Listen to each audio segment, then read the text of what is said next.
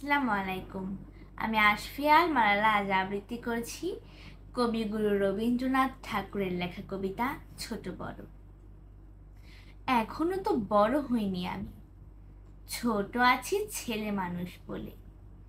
দাদার চেয়ে অনেক মস্ত হব, বড় হয়ে বাবার মতো হলে। দাদা তখন পড়তে যদি না চায়, পাখির ছানা পোষে কেবল খাঁচায়, তখন তারে এমনি বকে দিব। বলবো, তুমি চুপটি করে পড়ো। বলবো, তুমি ভারী দুষ্টু ছেলে।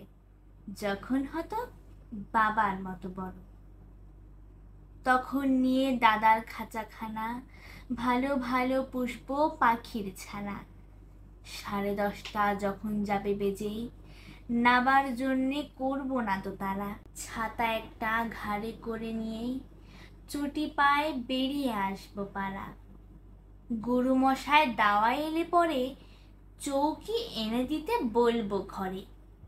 তিনি যদি বলেন, সেলেট কোথা, দেরি হচ্ছে, বসে পড়া করো, আমি বলবো, খোকা তো আর নেই, হয়েছি যে বাবার মতো বড়। গুরু মশাই শুনে তখন কবে, বাবু মশাই আসি এখন তবে।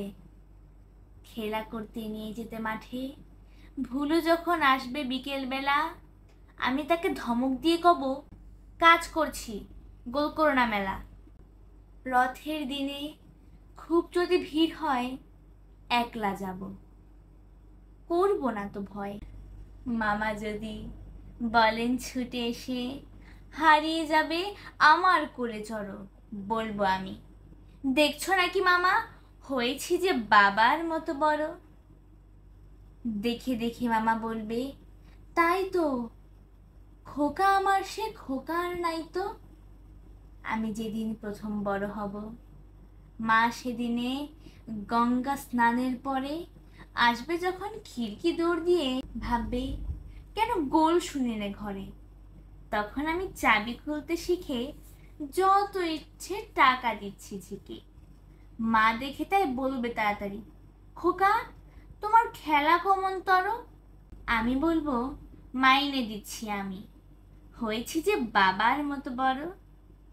ফুরোয় যদি টাকা, ফুরোয় খাবার, যত চাই না এনে দেব আবার।